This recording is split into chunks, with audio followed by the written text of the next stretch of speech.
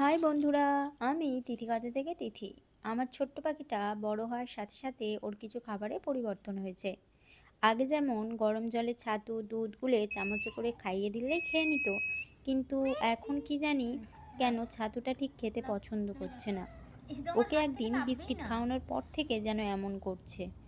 আর এখন কিছু ফল দিলে একটু একটু খায়, তবে একা একা এখনও খাওয়া শেখেনি। এখন গরম জলে দুধ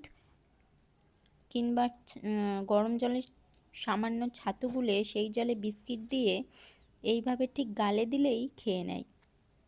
অন্য কিছু তো এখন খেতেই চাইছে না। জানি না কি করব, আমার পাখিটা কিভাবে পুষ্টি পাবে। আজ এতদূর পর্যন্তই বন্ধুরা, দেখা হবে পরের ভিডিওতে। Tata, bye bye.